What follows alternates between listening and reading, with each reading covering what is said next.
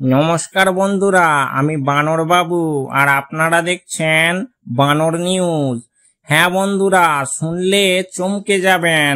ভোটের আগে বড় ঝামেলা শুরু হয়ে গেছে ভোটার তালিকায়। যেটাকে বলে গণতন্ত্রের খাতা, সেখানেই নাকি গণতন্ত্রের নাম মিলছে না। এবার রাজ্যে প্রায় 10 লক্ষেরও বেশি নতুন আবেদন জমা পড়েছিল ভোটার তালিকায় নাম তোলার জন্য। ভাবুন তো, কতজন ছেলে মেয়ে, দাদা দিদি, কাকু কাকিমা উৎসাহে গিয়ে নাম তুলল। কিন্তু হায়, তার মধ্যে প্রায় 2.5 লক্ষ আবেদন কেটে ফেলা হলো। মানে আপনি যদি পরীক্ষায় 100 নম্বর লিখে আসেন আর মাস্টার মশাই এসে বলে 25 নম্বর বাতিল, তেমন অবস্থা। একজন ভোটার গিয়ে বলছে, স্যার আমার নাম কই? অফিসার বলে, দেখুন আপনার নামের জায়গায় এখন লেখা আছে রিজেক্টেড। আরে বাবা, নাম কাটার জন্য কি এত ধুমধাম দরকার?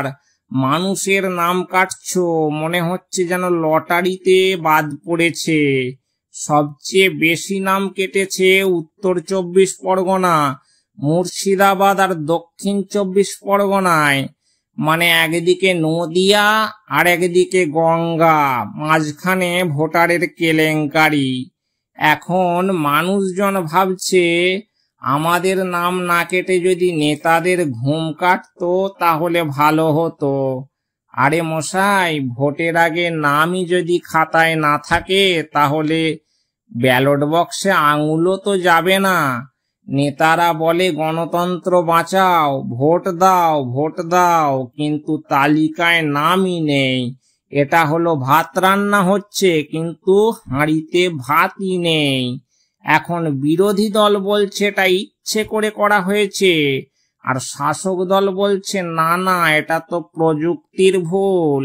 মানে কারুর ভুলে নাম উধাও, কারুর ইচ্ছেতে নাম উধাও। কিন্তু ভোটারের একটাই প্রশ্ন, আমার ভোটটা গেল কোথায়? এবার কাকু বলছে, বাবা আমি স্বাধীনতার পর থেকে প্রতিবার ভোট দিয়েছি, এবার দেখি আমার নামটাই নেই। আরে এ তো বাঘা ঘটনা। ভোটের বুথে গিয়ে বুড়ো কাকু দাঁড়িয়ে আছেন, অথচ তালিকায় লেখা মিসিং। এইভাবে চলতে থাকলে 2026-এর ভোটে অনেকেই বুথে গিয়ে বুঝবে তাদের ভোটটা ভোটে নেই, বরং হাওয়ায় ভেসে গেছে। তাহলে কি এবার ভোটটা হবে মিসিং ইলেকশন 2026? তাহলে বন্ধুরা, ভোটার তালিকার এই বিপত্তি দেখে একটা কথা মনে পড়ে, এটা গণতন্ত্র নয়, এটা হলো গণতন্ত্রের কমেডি শো। ভোটার না থাকলে নেতা ভোট চাইবে কাকে?